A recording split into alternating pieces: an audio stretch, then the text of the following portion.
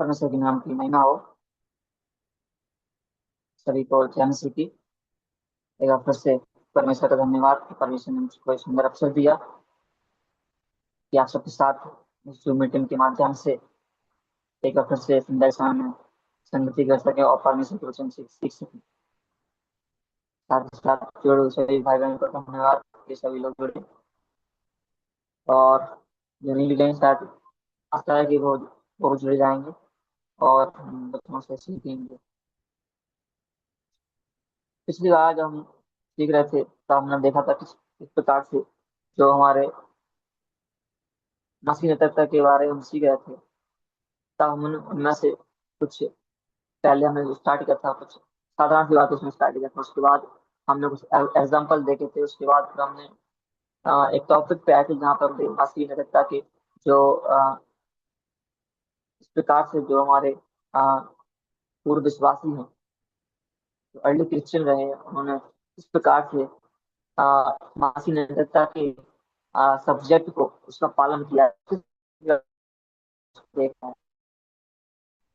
हमने देखा था किस प्रकार से जो प्रारंभिक मसीही विश्वासियों द्वारा जो क्रिश्चियन एथिक्स का पालन किया गया है।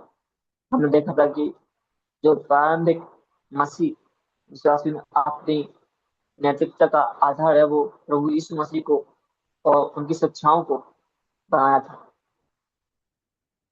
उन्होंने आधार बनाया था कि यीशु मसीह किस प्रकार से उनका जीवन था। उन्होंने किस प्रकार से जैसे यीशु मसीह का स्वभाव था, उनमें प्रेम, क्षमा और दया और नम्रता का जो प्रभु हमारे उद्धारकर्ता का जीवन था, उसी बातों को उन्होंने अपनाया। उनके लिए नैतिकता का अर्थ था कि मसीह के समान जीवन जीना। इसलिए हमने पहले पॉइंट देखा था, हमने बात की थी यीशु मसीह की शिक्षा और उदाहरण के विषय में। उसके बाद हम प्रेरितों की शिक्षाओं पर आए थे। हमने सीखा था किस प्रकार से प्रेरितों की शिक्षाओं को जो प्रारंभिक मसीह भाई बहनों उन्होंने अपनाया, वो क्यों जरूरी है।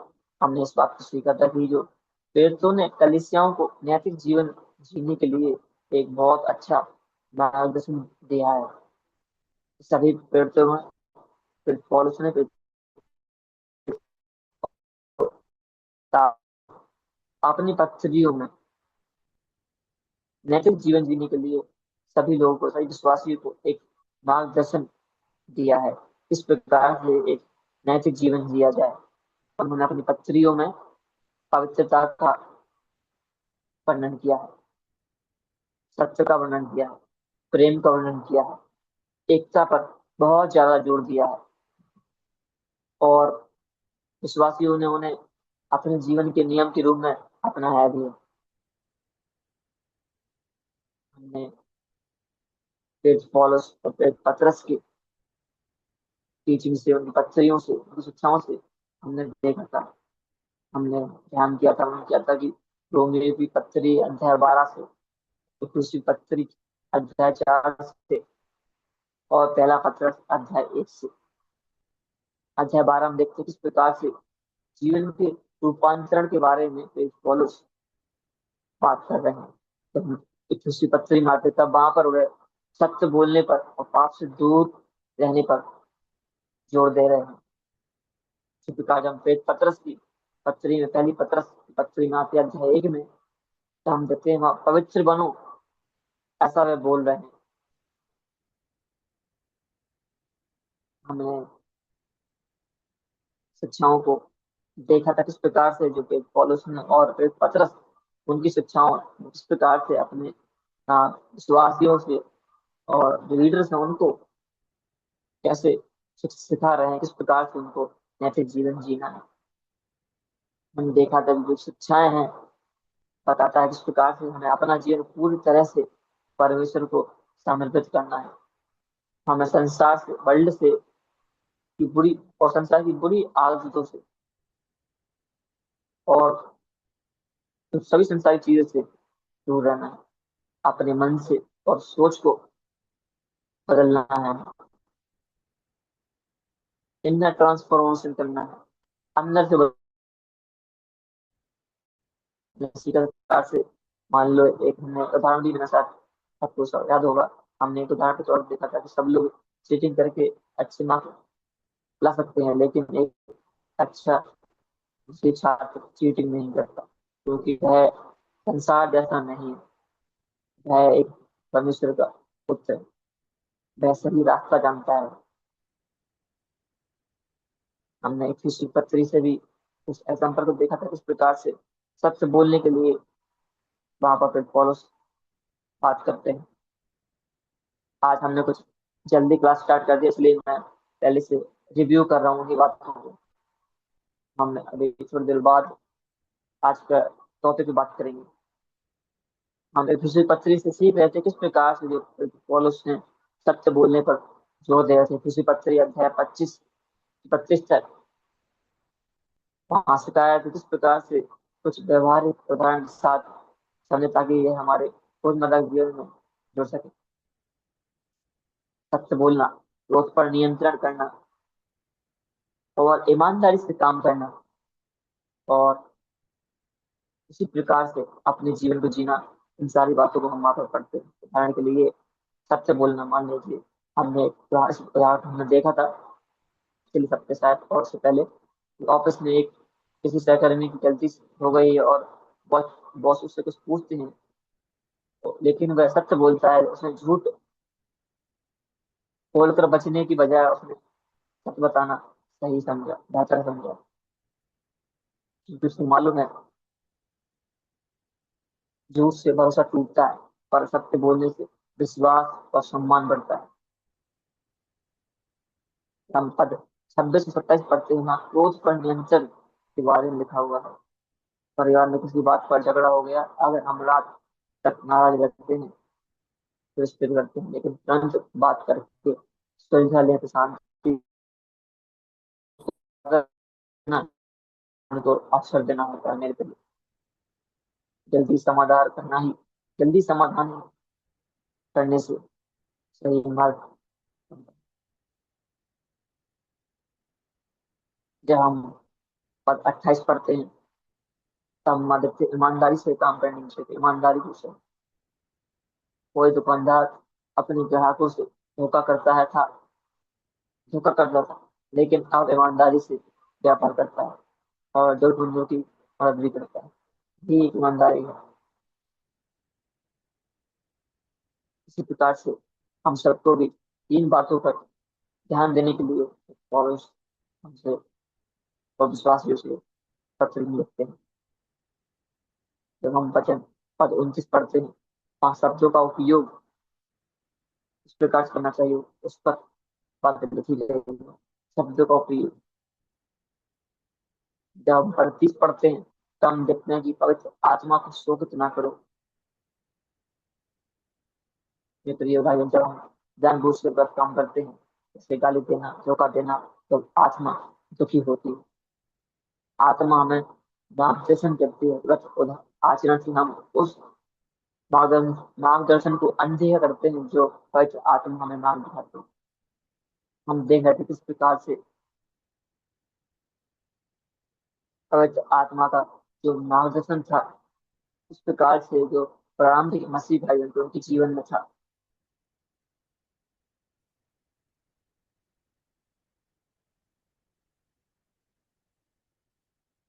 जब हम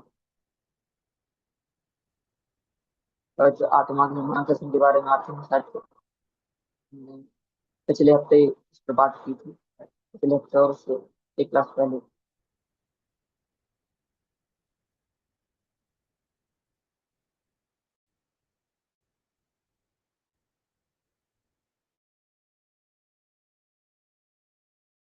हम देखा था कि एक व्यवहारिक जीवन के बारे में देखा था, और नैतिक पवित्रता के बारे में देखा था, और साथ ही साथ हमने देखा था किस प्रकार से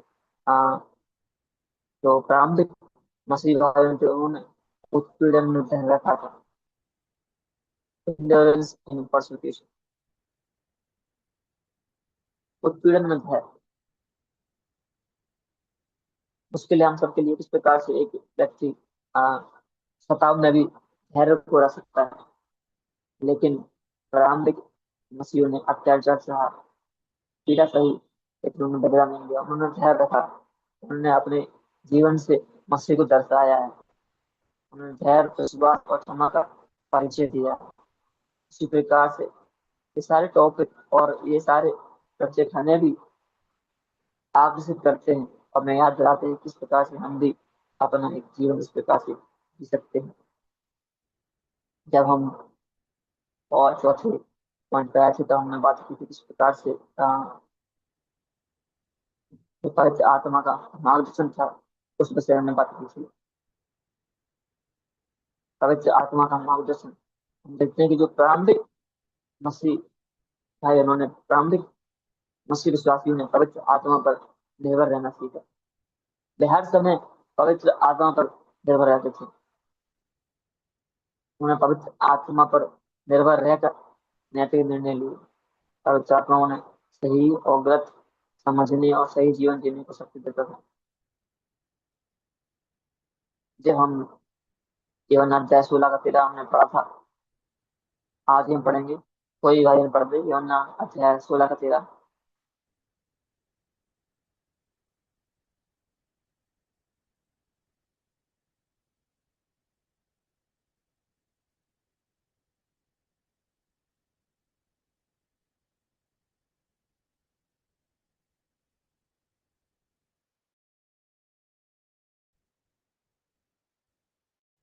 राहुल, यूहन्ना 17 का 16 का 13।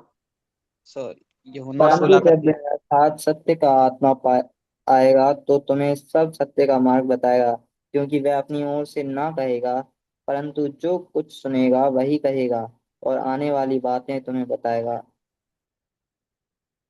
ना भाई, स्वयं प्रभु यीशु मसीह वहां कह रहे हैं कि सत्य का आत्मा, वह आत्मा जो है सत्य का आत्मा है। सत्य का आत्मा, जैसे एक जहाज को दिशा दिखाने के लिए हम देखते हैं कंपास जो दिशा को बताता है, उसमें दो सुई होती हैं, वो ऐसे से घूमता रहता है, उसकी जरूरत होती है। इसी प्रकार से हम सभी के विश्वासियों के जीवन के लिए, हम सबके लिए पवित्र आत्मा के मार्गदर्शन की बहुत ज्यादा आवश्यकता होती है, अनिवार्य है। पवित्र आत्मा केवल शक्ति नहीं है, बल्कि एक मार्गदर्शक है जो मदद करता है कि हम परमेश्वर की इच्छाओं को अनुसार जिए और उसको महिमा दें।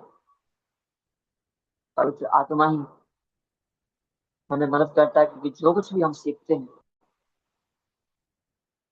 उसको उसको अपने जीवन में लागू करें। वो हम लागू पवित्र आत्मा की मदद से कर सकते हैं, उसके मार्गदर्शन से कर सकते हैं। इसी प्रकार से जो प्रारंभिक मसीह थे, मसीहों ने इसी प्रकार से पवित्र आत्मा पर निर्भर रहना सीखा। हमेशा पवित्र आत्मा का मार्गदर्शन लेते थे। वह हमेशा कोई भी कार्य होता था तो वह अपने ऊपर नहीं, लेकिन पवित्र आत्मा पर निर्भर रहते थे, भरोसा रखते थे। प्रारंभिक मसीहों ने, शुरुआती मसीहों ने अपने ज्ञान पर नहीं, परमेश्वर पर, सत्य की आत्मा पर, पवित्र आत्मा पर भरोसा किया, उस पर निर्भर रहे। वह हमें सही और गलत के बीच में भेद करना सिखाता है। वह हमें सिखाता है क्या सही है क्या गलत है।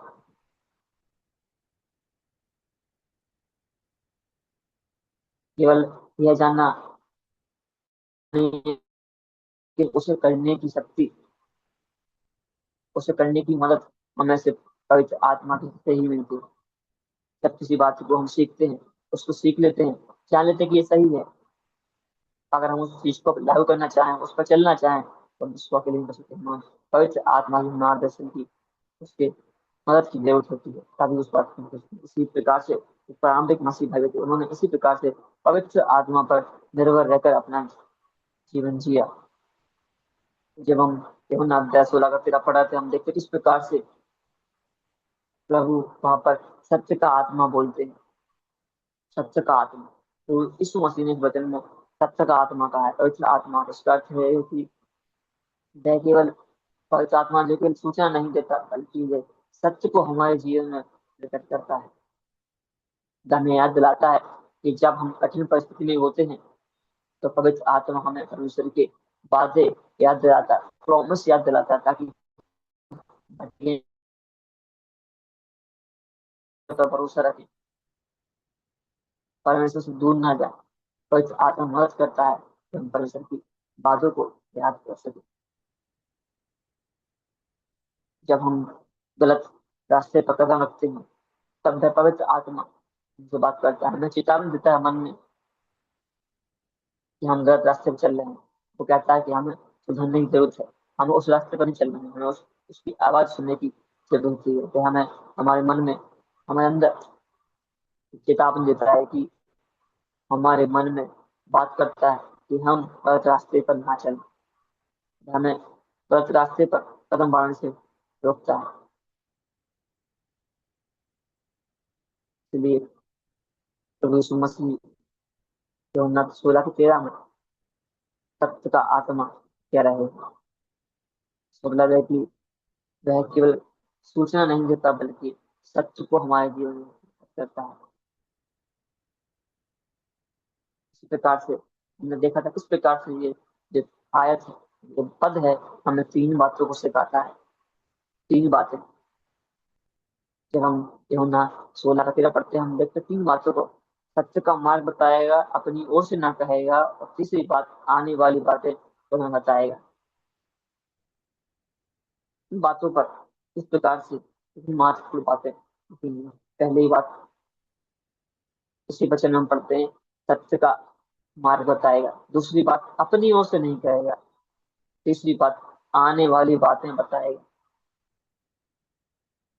ये सारी बातें सत्य का मार्ग बताएगा। इसका मतलब है कि पवित्र आत्मा में केवल जानकारी नहीं था, बल्कि सत्य का जीवन, सत्य का सत्य सत्य जीवन जीने का रास्ता दिखाता है, सत्य को जीने का रास्ता दिखाता है कि हम किस प्रकार से सत्य को अपने जीवन ला सकते हैं, उस पर चल सकते हैं, उस पर चले। वह हमें बाइबल की कुछ बातों को, महत्वपूर्ण बातों पर, उन बातों को सरल रूप से स्पष्ट करता है कि हम उन बातों को समझ सके। अपनी ओर से ना कहेगा, मतलब जैसे यीशु ने हमेशा वही किया जो पिता परमेश्वर ने चाहा, वैसे ही पवित्र आत्मा भी वही संदेश देता है जो परमेश्वर की ओर से होता है। परमेश्वर यीशु पवित्र आत्मा की पूर्ण एकता को दर्शाता है। आने वाली बात उन्हें घटनाओं और परमेश्वर की योजनाओं की समझ दी जाएगी। इसलिए आज हम पढ़ते हैं किस प्रकार से प्रकाश भक्त की काम में देख गया है। इन्हीं सब बातों को हमने पिछली क्लास में पढ़ा था हमने, और इसी प्रकार से कुछ उदाहरण के साथ पिछले सप्ताह में इस क्लास को हमने समाप्त किया था, और हम एक नए टॉपिक पे आज बढ़ेंगे, वह है 10 आज्ञाओं के विषय में। हम देखते हैं कि जो 10 आज्ञाएं हैं, वह भी एक मसीह नैतिकता का वह जीवन शैली है जो परमेश्वर की इच्छाओं और वचन के अनुसार जीने पर आधारित है। जो 10 आज्ञा है, हम जानते हैं पहली बात ही, 10 आज्ञाएं जो है परमेश्वर के नैतिक नियम, जो आज भी हम सभी के लिए, मेरे लिए और आपके लिए, हर एक विश्वासी के लिए जो परमेश्वर विश्वास करता है, आज भी हम सब के लिए ये सारी आज्ञा हम सबके जीवन को दिशा देती है। मसीह नैतिकता का आधार परमेश्वर के साथ जीवित संबंध है। जब हम पहली 4 आज्ञाओं को पढ़ते हैं, हम पहली 4 आज्ञाओं को देखते हैं, तो ये सारी आज्ञाएं हमें सिखाती हैं कि हमारी नैतिकता केवल सामाजिक नियमों पर नहीं, बल्कि परमेश्वर के प्रति हमारी निष्ठा और आज्ञा पर आधारित है। परमेश्वर के प्रति निष्ठा और आज्ञा पर आधारित है। हमारी निष्ठा कितनी है और आज्ञा पर हम कितने परमेश्वर के लिए आज्ञा करते हैं।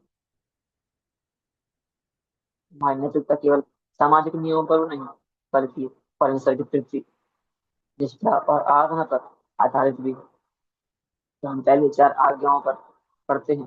कई 4 आज्ञाएं परमेश्वर के साथ हमारे संबंध को सुधारती हैं, जबकि अंतिम 6 आज्ञाएं समाज में एक दूसरे के प्रति हमारे व्यवहार को निर्देश करती है, निर्देशित करती है, गाइड करती है। जब हम 10वीं पढ़ते हैं, तो हम 32 अध्याय में पढ़ते हैं, कोई भाई बहन एक बार 40 तक।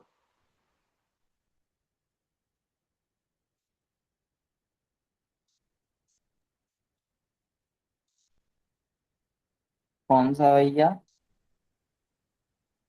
मत्ती अध्याय 22 33 से लेकर 40 तक। उसने उससे कहा, तू परमेश्वर अपने प्रभु से अपने सारे मन और अपने सारे प्राण और अपनी सारी बुद्धि के साथ प्रेम रख। बड़ी और मुख्य आज्ञा तो यही है, और उसी के समान यह दूसरी भी है कि तू अपने पड़ोसी से अपने समान प्रेम रख। यही दो आज्ञाएं सारी व्यवस्था और भविष्यवक्ताओं का आधार है। धन्यवाद भाई, तू कोशिश कर। तू परमेश्वर अपने प्रभु से अपने सारे मन, अपने सारे प्राण, अपनी सारी बुद्धि के साथ प्रेम रख।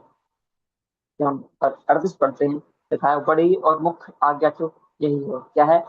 और उसी के समान दूसरी भी है कि तू अपने पड़ोसी से अपने समान प्रेम रख। यही जो आज्ञा सारी व्यवस्था और भविष्यवक्ताओं का आधार है। इन सारी बातों को प्रभु यीशु ने, सारी व्यवस्था को दो बातों में समेट दिया। उन्होंने कहा परमेश्वर से प्रेम रखें, अपने पड़ोसी से प्रेम रखें। दो बातें उन्होंने कही। जब हम पहली चार आज्ञाओं के बारे में हम बात करते हैं, पहली चार आज्ञा ईश्वर की पृथ्वी पर सबके बारे में, तब हम पढ़ते हैं निर्गमन की पुस्तक में 20 अध्याय में 1 से लेकर 17 तक, वहां पर 10 आज्ञाओं का वर्णन किया है। कोई भी भाई बहन एक बार पढ़ दे 1 से लेकर 17 तक, निर्गमन की पुस्तक अध्याय 20 1 से लेकर 17।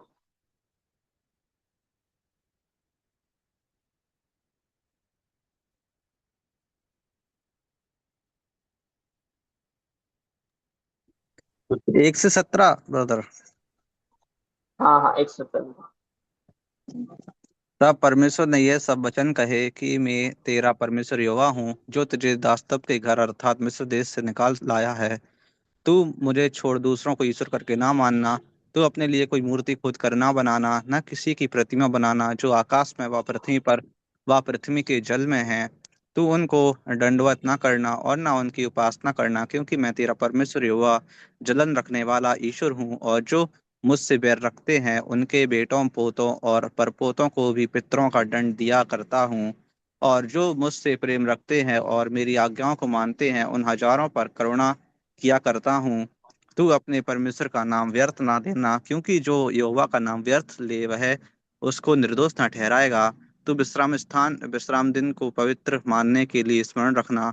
6 दिन तो तू परिश्रम करके अपना सब काम काज करना, परंतु 7वां दिन तेरे परमेश्वर यहोवा के लिए विश्राम दिन है।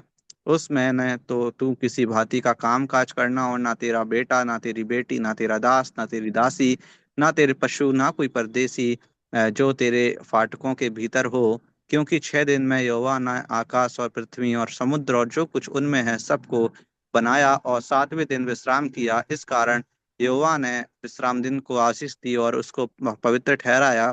तू अपने पिता और अपनी माता का आदर करना, जिससे जो देश तेरा परमेश्वर यहोवा तुझे देता है उसमें तू बहुत दिन तक रहने पाए।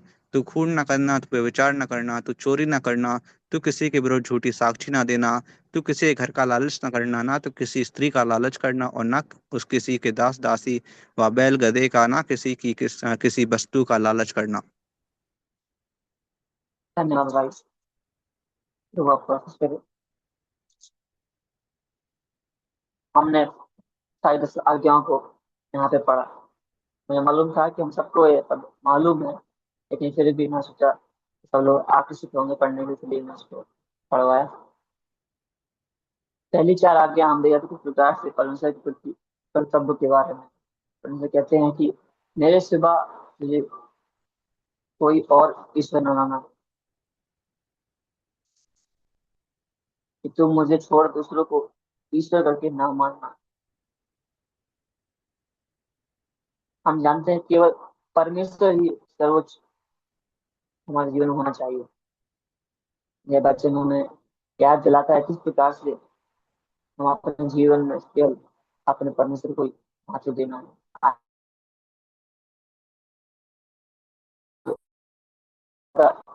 कुछ महत्वपूर्ण चीजों पर ध्यान देते हैं। आज हम उन चीजों को ध्यान देते हैं। आज के समय में धन, मोबाइल और लोग दे ही सब ईश्वर बन चुके हैं, क्योंकि हम सर्वोच्च स्थान परमेश्वर से ज्यादा इन सभी बातों को, सभी चीजों पर देते हैं। प्रिय भाई और बहनों, मसीह नैतिकता का आधार केवल अच्छे कर्म करना ही नहीं बल्कि परमेश्वर के साथ जीवित संबंध रखना है। जब हम पहली चार आज्ञाएं पढ़ते हैं, ये पहली चार आज्ञाएं हमें सिखाती हैं कि हमारी नैतिकता नैतिकता परमेश्वर केंद्रित होनी चाहिए। हमें केवल सिर्फ एक ही परमेश्वर की आराधना करना है। जैसे जब हम पढ़ते हैं किस प्रकार से ये हमें बताता है, सिखाता है, कि आज्ञा देते हैं कि परमेश्वर ही हमारे लिए जीवन का केंद्र है। जब हम परमेश्वर को सर्वोच्च स्थान देते हैं तो हमारी नैतिकता आत्म केंद्रित नहीं रहती। हम जानते हैं किस प्रकार से जब एक जैसे कोई विद्यार्थी परीक्षा में केवल एक ही उत्तर पुस्तिका पर या कॉपी पर ध्यान देता है, वैसे ही हमें भी केवल परमेश्वर पर ध्यान देना है, ना कि अन्य देवताओं या झूठी शक्तियों पर। हम देखते हैं उदाहरण के लिए किस प्रकार से जो इजरायली लोग थे, वह इतनी बार परमेश्वर से अपना मुंह मोड़ देते, परमेश्वर के विपरीत को पढ़ाते थे, परमेश्वर से के बारे में बलवा करते थे और परमेश्वर ने जो कहा उसके विपरीत करते थे। परमेश्वर ने कहा कि तुम मुझे छोड़ किसी और को परमेश्वर ना मानना, तुम मुझे छोड़ दूसरों को ईश्वर करके ना मानना। लेकिन हम क्या देखते हैं, लोग अपने लिए बछड़ा बनाते हैं, उसको देवता नाथ से पूजा करते हैं। तो कई बार हम देखते हैं उन्होंने ऐसे ही कार्य किए जो, लेकिन जीवन में सर्वोच्च स्थान परमेश्वर को देना है, सिर्फ परमेश्वर को। जब हम परमेश्वर को सर्वोच्च स्थान देते हैं तो हमारी नैतिकता आत्म केंद्रित नहीं है। मसीह नैतिकता का पहला सिद्धांत है कि परमेश्वर को सर्वोच्च स्थान देना, अपने जीवन में सर्वोच्च स्थान देना। जब हम केवल उसी की आराधना करते हैं, केवल उसी की आराधना करते हैं, केवल सिर्फ उसी की, मतलब सिर्फ परमेश्वर की, एक ही परमेश्वर की, अपनी जिंदा परमेश्वर, तो हमारी नैतिकता आत्म केंद्रित नहीं होती बल्कि परमेश्वर केंद्रित होती है। आज हम देखते हैं किस प्रकार से लोग परमेश्वर को अपने जीवन केंद्र बनाते हैं और अन्य चीजों को अपने जीवन में स्थान देते हैं। धन को और अन्य चीजों को सर्वप्रथम स्थान देते हैं। मोबाइल को लोग भी ईश्वर बन चुके हैं। किसी कुछ करने के लिए लोग थोड़े से, जैसे कुछ करने के लिए किसी को उसको बड़ा वगैरह कर ईश्वर के समान बना देते हैं।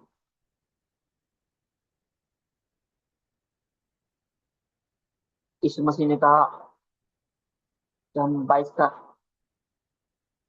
37 पढ़ रहे थे, मत्ती अध्याय 22 का 37, इसलिए हमने उसको सर्वप्रथम मत्ती अध्याय 22 से 37-40 से पढ़ा था कि ये बातें कुछ समझ में जल्दी से आ जाए। यीशु मसीह ने कहा था कि तू प्रभु अपने परमेश्वर से अपने सारे मन, अपने सारे प्राण, सारी बुद्धि से प्रेम कर। कितनी अच्छी बात उन्होंने कही है। यही बात को हम पहली आज्ञा हम देखते हैं, तो मुझे छोड़ दूसरे को ईश्वर करके ना माना। जब हम केवल अपने प्रभु से, परमेश्वर से अपने सारे मन, सारे प्राण और सारी बुद्धि से प्रेम करते हैं, तो हम उस परमेश्वर को कभी नहीं छोड़ सकते या किसी और को परमेश्वर नहीं मान सकते। जब हम दूसरी बात को देखते हैं,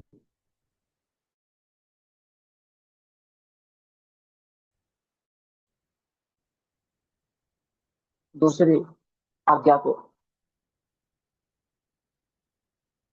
मूर्ति पूजा के विषय में, तो अपने लिए कोई मूर्ति खुद कर ना बनाना। 20:4 में लिखा है, तो अपने लिए कोई मूर्ति खुद कर ना बनाना, मूर्ति पूजा से बचना। मूर्ति पूजा आज केवल पत्थर की मूर्ति से नहीं, बल्कि आज हम धन, शक्ति और या किसी भी चीज को जो परमेश्वर से ऊपर हम उसको रखते हैं, तो वह आज हमारे लिए मूर्ति पूजा जैसा है।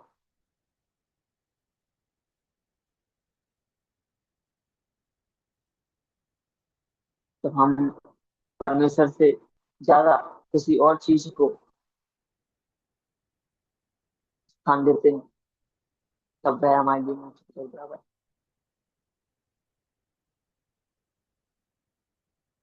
मसीह ने पिता हमें सिखाती है कि हम किसी भी संसारिक वस्तु को परमेश्वर से अधिक महत्व ना दें। मसीह ने पिता हमें सिखाता है कि हम सब प्रथम स्थान केवल अपने परमेश्वर को दें। कई बार हम अपने जीवन में जाने अनजाने में कई बार गलतियां करते हैं और परमेश्वर से ज्यादा संसार की वस्तुओं को परमेश्वर से ज्यादा अधिक महत्व दे देते हैं। लेकिन जब हम आज मसीह नैतिकता का सब्जेक्ट पढ़ते हैं, उसको सीखते हैं, तब मसीह नैतिकता हमें याद दिलाता है कि हमें अपने जीवन में किसी भी संसारी वस्तु को परमेश्वर से अधिक महत्व नहीं देना है।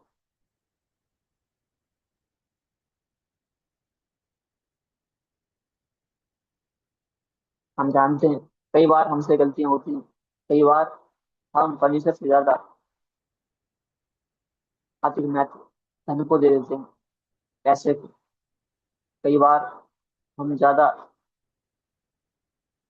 महत्व शक्ति को देते हैं। अगर हमारे जीवन में कुछ भी कार्य होता है, तो हम उसको, तो उस कार्य को संपूर्ण होने के बाद परमेश्वर को धन्यवाद करने के बजाय, परमेश्वर को मात देने के बजाय, हम उसका श्रेय खुद ले लेते हैं। हम सोच लेते हैं कि वह हमने अपने खुद की शक्ति से किया है। नहीं तो ये जब हम ऐसा करते हैं, तब हम परमेश्वर से, परमेश्वर को अधिक महत्व देने से ज्यादा हम अपनी शक्ति पर या अपने ऊपर उसका श्रेय लेते हैं।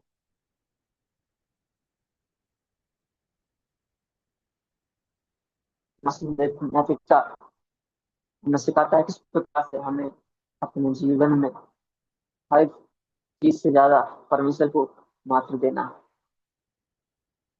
अगर हम भी अपने जीवन, धन को, शक्ति को, किसी भी चीज को, सांसारिक वस्तु को परमेश्वर से ज्यादा महत्व दे रहे हैं या फिर रखते हैं, तो वह भी आज हमारे लिए मूर्ति पूजा जैसा नहीं होती।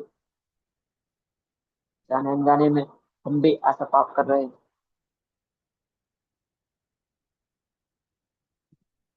इसलिए आज का सब्जेक्ट हमारे लिए हो सकता है बहुत आसान हो, इजी हो सुनने के लिए, लेकिन ये बातें हमारे लिए बहुत प्रैक्टिकली है।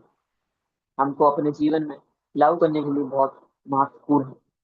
मसीह नैतिकता मसीह नैतिकता ये सब्जेक्ट हमें याद दिलाता है बार बार किस प्रकार से हमें संसार की सभी वस्तुओं को छोड़कर संसार की सही वस्तुओं से ज्यादा परमेश्वर को महत्व देना है। उदाहरण के लिए मान लीजिए एक व्यापारी जो केवल लाभ लाभ के पीछे भागता है, वो चाहता है कि हमेशा उसको प्रॉफिट हो, वह परमेश्वर को भूल जाता है।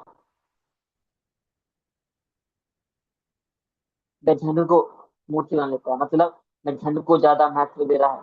धन को मूर्ति बनाने का मतलब है कि वह धन को ज्यादा महत्व दे रहा है परमेश्वर को छोड़कर।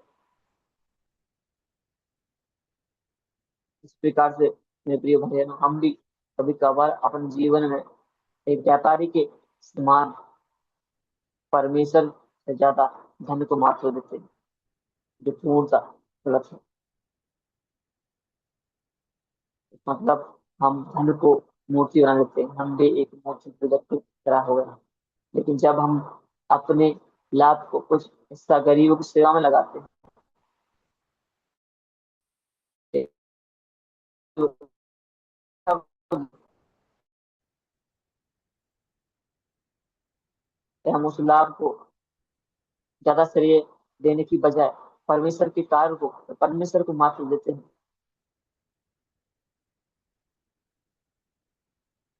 वही बात सही, हमको धन से ज्यादा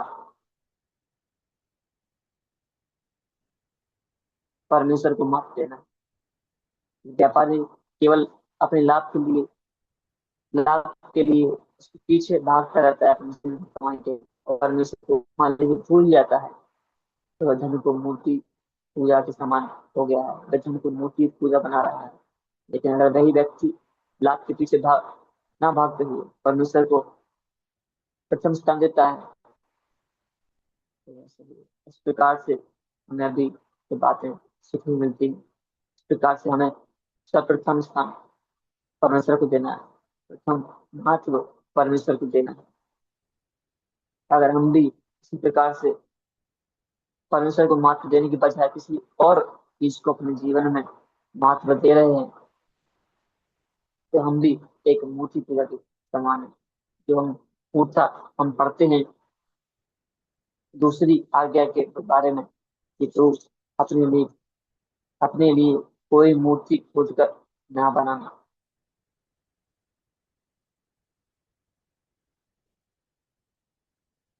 तीसरी बात हम देखते हैं परमेश्वर के नाम का आदर करना। तीसरी आज्ञा परमेश्वर के नाम का आदर करना।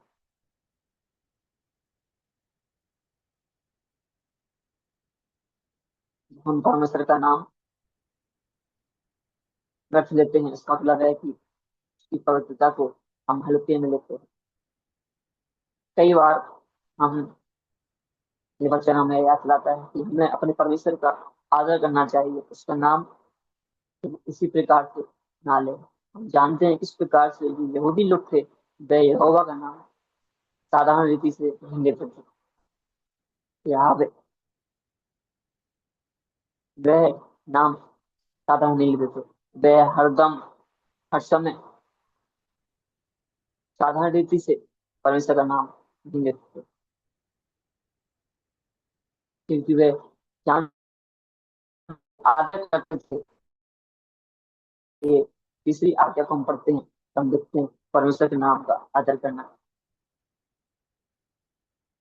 वचन ये आज्ञा हम सबको हमेशा याद दिलाते हैं किस प्रकार से परमेश्वर के प्रति हमें आदर प्रकट करना है, उसके नाम तक में व्यर्थ नहीं देना है। जब हम यहूदियों का जीवन को देखते हैं तो हम देखते हैं किस प्रकार से वो परमेश्वर से भय खाते हैं, यहाँ तक कि परमेश्वर की पवित्रता को हल्के में नहीं लेते, परमेश्वर का नाम जो है व्यर्थ में नहीं लेते। हमारे शब्द और कर्म परमेश्वर की महिमा को खुद ही उन्नत करते हैं। जब कोई व्यक्ति झूठी शपथ लेकर अदालत में गवाही देता है, कोर्ट में गवाही देता है, तो वह परमेश्वर के नाम का अपमान करता है। लेकिन जब कोई सत्य बोलता है, भले ही उसे नुकसान हो, तो वह परमेश्वर के नाम का आदर करता है। इस प्रकार से हम अपने परमेश्वर का आदर करने के लिए हमेशा याद रखें। इस प्रकार से हमें अपने परमेश्वर का आदर करना चाहिए। परमेश्वर का नाम रट लेना मतलब उसकी पवित्रता को यकीन लेना। मसीह नैतिकता, क्रिश्चियन एथिक में सिखाती है कि हम हमारे शब्द और कर्म परमेश्वर की महिमा को प्रकट करें, उसको आदर प्रकट करें, परमेश्वर को आदर दें, क्योंकि वही परमेश्वर उसके योग्य है। यीशु मसीह ने कहा, तुम्हारी हाँ की हाँ और ना की ना। मत्ती अध्याय 5 37 पढ़ते हैं, सत्य बोलना और परमेश्वर के नाम का आदर करना नैतिक जीवन का हिस्सा है।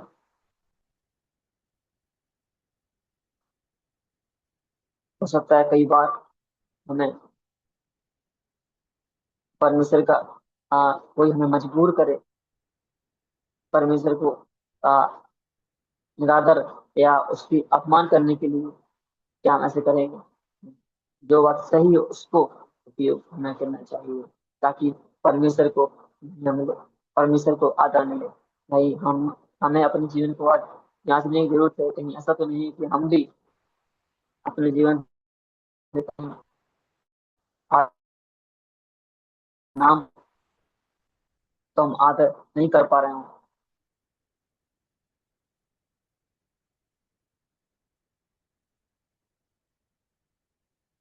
जब कोई व्यक्ति सत्य बोलता है भले ही उसका नुकसान हो, तो वह परमेश्वर के नाम का आदर करता है।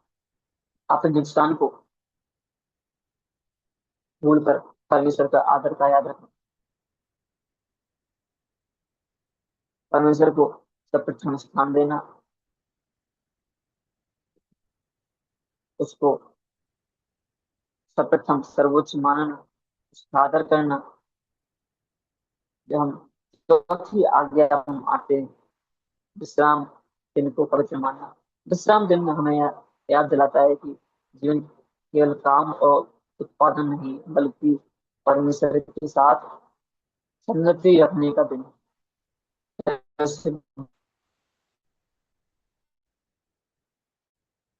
यह हमें सिखाता है कि नैतिक जीवन में संतुलन और परमेश्वर पर निर्भर रहना बहुत ज्यादा आवश्यक है। जब हम अपने जीवन में सारे काम करते हैं, लेकिन जब हम विश्राम का दिन आता है, तो हम उस दिन में परमेश्वर की संगति में आते हैं, परमेश्वर को धन्यवाद करने के लिए, उपस्थिति में आराधना करने के लिए। ये हमारे जीवन को किस प्रकार से हम, ये हमें सिखाता है कि नैतिक जीवन में संतुलन और परमेश्वर पर निर्भरता आवश्यकता है। एक परिवार जो रविवार को चर्च जाकर आराधना करता है और फिर साथ में समय बिताता है, वह परमेश्वर के साथ संगति और नैतिक जीवन का उदाहरण प्रस्तुत करता है। अपने जीवन में कई सारे काम करते हुए भी, सारे कार्य करते हुए भी विश्राम के दिन चर्च में जाकर आराधना करना, परमेश्वर को धन्यवाद करना, संगति में रहना, यही नैतिक जीवन का एक उदाहरण प्रस्तुत करना होता है। विश्राम दिन हमें याद दिलाता है कि जीवन में केवल काम और उत्पादन नहीं है, बल्कि परमेश्वर के साथ संगति रखना भी है। मसीह निरुक्ता में विश्राम दिन आत्मिक अनुशासन और सामूहिक आराधना का दिन है। इसमें हम सभी लोग, सभी भाई, मसीह भाई बहन से सम्मुख आते हैं, उसको धन्यवाद करते हैं, आराधना करते, स्तुति करते हैं। यह हमें सिखाता है कि नैतिक जीवन में संतुलन और परमेश्वर पर निर्भरता आवश्यक है। जो पहले 4 आज्ञाएं हम सिखाती हैं कि मसीही नैतिकता का मूल परमेश्वर के साथ सही संबंध है। हमें ये सारी 4 आज्ञाएं हमें याद दिलाती हैं परमेश्वर को सर्वोच्च स्थान देना, मूर्ति पूजा से बचना। हम इसलिए किस प्रकार से आज हम मूर्ति पूजा से मूर्ति पूजा के बराबर कार्य करते हैं। जो परमेश्वर ने कहा है के लिए मूर्ति खुद बनाना या मूर्ति पूजा ना करना, उसके नाम का आदर करना, चौथी बात विश्राम दिन को पवित्र मानना। जब हम इन आज्ञाओं को अपने जीवन में लागू करते हैं तो हमारी नैतिकता केवल नियमों का पालन नहीं रहती बल्कि परमेश्वर के साथ जीवित संबंध सफल बन जाती है। मेरे प्रिय भाई बहनों, आज हमें भी इसी प्रकार से इन सारी बातों को याद रखते हुए हमें भी आज आवश्यकता है कि हम भी इसी प्रकार से अपना जीवन बिताएं। देखें कहीं ऐसा तो नहीं है कि हम भी कहीं अपने अनजाने अपना अनजाने में इस प्रकार से गलतियां कर रहे हैं। हमने देखा है कि सुबह से भी की मसीह नैतिकता का मसीह नैतिकता वह शैली है जो परमेश्वर की इच्छा और वचन के अनुसार जीने पर आधारित है। अगर हमें मसीह नैतिकता का एक अच्छा जीवन जीना है तो हमें परमेश्वर की इच्छा को जानना, उसके वचन के अनुसार चलना, उस पर जीना हमें बहुत आवश्यक है। अगर हम 10 आज्ञा के बारे में हम देखते हैं तो हम देखते हैं मसीह नैतिकता का आधार परमेश्वर के साथ जीवित संबंध है। पहली 4 आज्ञाएं हमें याद दिलाती है, सिखाती हैं कि हमारी नैतिकता केवल सामाजिक नियमों पर नहीं है बल्कि परमेश्वर के साथ उसके प्रति हमारी निष्ठा और आराधना पर आधारित भी है। शुरुआत में हमने जब स्टार्ट किया था हम देख रहे थे किस प्रकार से हमारे सामाजिक नियम थे भाई बहनों के साथ और अन्य जातियों के बीच हमारा किस प्रकार स्वभाव होना चाहिए। लेकिन आज हम परमेश्वर के साथ हमारे किस प्रकार से संबंध होना चाहिए। हमारे नेतृत्व केवल सामाजिक नियमों पर नहीं बल्कि परमेश्वर के प्रति हमारी निष्ठा और आराधना पर भी आधारित है। जब हम इन 4 आज्ञाओं का पालन करते हैं, ये 4 आज्ञा परमेश्वर के साथ हमारे संबंध को सुधारती है, हमारे संबंध को सुधारती है। जब हम इन आज्ञाओं को अच्छी तरह से फॉलो करते हैं तब हम परमेश्वर की ओर करीब होते हैं। हमें इसी प्रकार से आज जरूरत है कि हम भी इन 4 आज्ञाओं को अच्छी रीति से जाने और परमेश्वर की इच्छाओं पर चलें और परमेश्वर के वचन के अनुसार चलें। हमें आज जरूरत है कि हम सभी लोग एक अच्छा मसीह नैतिकता का जीवन जीने के लिए इन सारी बातों को याद करें, उन पर चलें, उन पर अमल करें। अभी हम आने दिनों में कुछ और जो अगली 6 आज्ञाएं हैं उन पर बात करेंगे। तो 10 आज्ञाएं हैं, बाकी 6 आज्ञा हम देखते हैं कि जो मनुष्य के प्रति कर्तव्य के बारे में सिखाती है। देखते हैं हम जानते हैं बड़ी भली बात इसलिए कि हम 5वीं आज्ञा हम देखते हैं कि वहाँ लिखा है कि माता पिता का आदर करना। माता पिता के आदर करने के बाद देखते हैं उसके बाद हत्या ना करना, व्यभिचार ना करना, चोरी ना करना, झूठी गवाही ना देना और लालच ना करना। इन सभी बातों को भी हम आने वाले दिनों में सीखेंगे और इन सभी बातों को ज्यादातर हम कोशिश करेंगे कि हम नए नियम की कुछ पत्रियों में से उनका ज्यादा ध्यान दें, उनका मनन करें। अभी आज हमने हाँ पहली 4 आज्ञाओं पर बात किया है। हमने पहले जो मुख्य मुख्य बात थी उन पर चर्चा की थी। हमने प्रारंभिक मसीहों के बारे में बात की थी और आज हमने 10 आज्ञाओं के बारे में बात की। हमने स्टार्टिंग से लेकर कुछ मैं याद करना चाहता हूँ कि आ, हमने देखा था किस प्रकार से जो एक साधारण परिभाषा थी किस प्रकार से थी, तो हम उसको देख रहे थे कि स्टार्टिंग के इंट्रोडक्शन से उसके बाद क्यों ये जो मशीन नैतिकता है वो हमें आवश्यक है। और साथ ही साथ देखा था कि हमारे दो हमारे जो स्टैंडर्ड हमारे दो स्टैंडर्ड है। हमारा स्टैंडर्ड और कोई नहीं है। हमारे दो स्टैंडर्ड हमने उसके बारे में देखा था कि हमारा स्टैंडर्ड हमारा मसीह है और परमेश्वर का वचन, हमें उनके अनुसार चलना है। और हमने काफी सारा देखा था कि मसीह दृष्टिकोण से परिभाषा को देखा था। तो परिभाषा को देखा था शास्त्रों के प्रकाश में सही गलत का आ, सिद्धांतों को जानना और सिद्धांतों को कर्मों में परिवर्तित करना। साथ ही साथ हमने देखा था कि हमने 10 उद्देश्य को देखा था कि जो मसीह नैतिकता के 10 उद्देश्य थे उनके बारे में पढ़ा था। और हमने देखा था कि जो और हमारी मसीह पहचान का सत्यापन के विषय में और नैतिक जीवन परमेश्वर को महिमा देता है, हमने उसके विषय में बात की थी। और साथ ही साथ हमने वर्णन किया था कि मसीह नैतिकता की विशेषताओं के बारे में हमने बात की थी। और उसमें हमने देखा था किस प्रकार से हमारा मसीह नैतिकता या आचरण है जो उद्देश्य पर आधारित है, इन उद्देश्यों पर आधारित है। हमने उन 3 वचनों का हमने देखा था। और उसके बाद हमने देखा था 28 से हमने देखा था कि प्रारंभिक मसीहियों द्वारा इस नैतिकता का पालन है। उनमें हमने कई विशेष बातों को सीखा है। सच में मुझे भी बहुत अच्छी बात थी जब हम इस बात का अध्ययन कर रहे थे। प्रारंभिक मसीहियों द्वारा इस एथिक्स का या मसीह नैतिकता का पालन किस प्रकार से जो हमारे मसीह भाई बहनों थे उन्होंने मसीह नैतिकता का पालन किया है। अगर हम उनको फॉलो भी करें तब भी हम एक बहुत अच्छा जीवन जी सकते। आज हमारे लिए जो है एक बहुत ही अच्छा उदाहरण बन चुके हैं।